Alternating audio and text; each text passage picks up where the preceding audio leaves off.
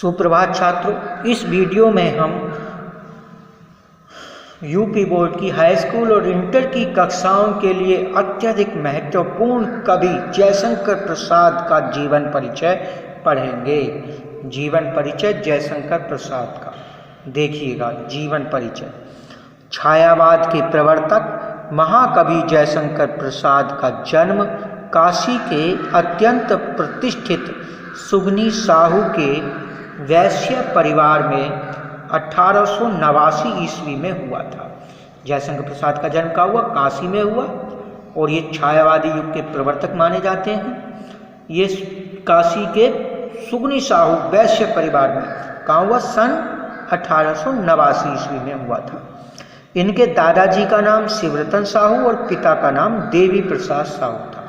जयशंकर प्रसाद के पिता का नाम देवी प्रसाद साहू।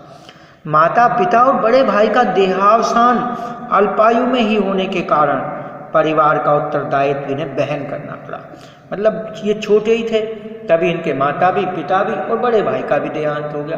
तो सारा जो परिवार का बोझ है इनके कंधों पर ही आ गया और परिवार की देखरेख इन्हें ही करनी पड़ी। बनारस के क्वींस कॉलेज में मात्र 8वीं तक की शिक्षा प्राप्त की। इन्होंने 8वीं तक की शिक्षा प्राप्त की बनारस के क्वींस कॉलेज में। अपने पैतृक कार्यों को करते हुए भी इन्होंने अपने भीतर काव्य प्रेरणा को जीवित रखा। परिस्थितियां तो ऐसी थी लेकिन काव्य में रुचि रखते थे, इसीलिए इन्होंने और अपने पैतृक कामों को भी करते रहे और काव्य रचना भी करते रहे। ये 15 नवंबर 1937 ईस्वी को काशी में ही इनका स्वर्गवास हो गया। ये इनका जीवन परिचय है। जयशंकर प्रसाद जी का जीवन परिचय है। साहित्यिक परिचय देखिए। साहित्यिक परिचय जयशंकर प्रसाद। जयशंकर प्रसाद के काव्य में प्रेम और सौंदर्य प्रमुख विषय रहा है। साथ ही इनका दृष्टिकोण भी मानवतावादी है। इन्होंने कुल 67 रचनाएं प्रस्तुत की हैं। नागरिक प्रचारणी सभा के उपाध्यक्ष भी रहे। अपने उत्कृष्ट लेखन के लिए इन्हें अपनी रचना कामायनी पर मंगला प्रसाद पारितोषिक पुरस्कार से सम्मानित किया गया। मतलब इनके जो काव्य में ये इन्होंने प्रेम और सौंदर्य से युक्त काव्य लिखा है। मानवतावादी दृष्टिकोण इनका रहा है। कुल 67 रचनाएं इन्होंने लिखी हैं। नागरिक प्रचारणी एक संस्था थी, नागरिक प्रचारणी सभा, उसके अध्यक्ष पद को भी इन्होंने सुशोभित किया। उत्कृष्ट लेखन के लिए मतलब जो इन्होंने कामायनी, इनकी रचना है एक कामायनी, एक प्रबंध काव्य है कामायनी, उस पर इन्हें मंगला प्रसाद पारितोषिक मिला, जो कि हिंदी का एक श्रेष्ठ सम्मान है, इन्हें मिला। और इसके साथ बच्चे इसमें एक चीज़ लिखने से रह गई, ये एक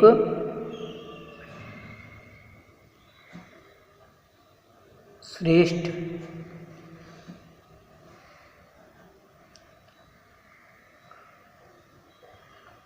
नाटककार, उपन्यासकार,